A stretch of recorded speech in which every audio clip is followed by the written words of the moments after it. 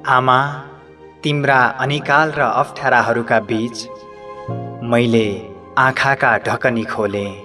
आङमा अभनीको चिसो, रगतमा तिम्रै न्यानोपन, तिम्रा आँखाको अपेक्षाको भकारी र मेरो अनिमिष नियालाई। कस्तो अविस्मरणीय थियो त्यो पल। तिम्रो तीव्र अभिलाषा, अनवरत आनन्दीको, सदाबहार सुदृष्टिको र सुख स्वप्नको मेरै लागि थियो। हुर्कायौ, बढायौ, दौडन सिकायौ, आत्माको बल र आङमा पखेटा तिमीले नै उमारिदियौ। अब भन्छौ छोराकै हातको तातो पानी पिएर, छोराकै भागको तातो गाँस लिएर, उसकै न्यानोपनमा परान फाल्न पाए मलाई शान्ति मिल्थ्यो, मलाई हर्ष मिल्थ्यो।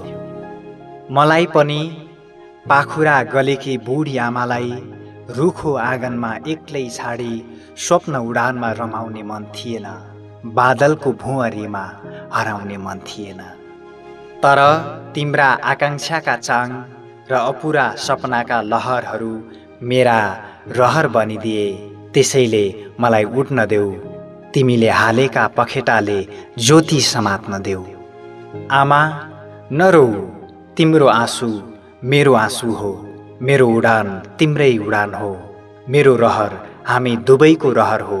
मलाई उड्न देऊ, तिमीले दिएका आँखाले संसार देख्न देऊ।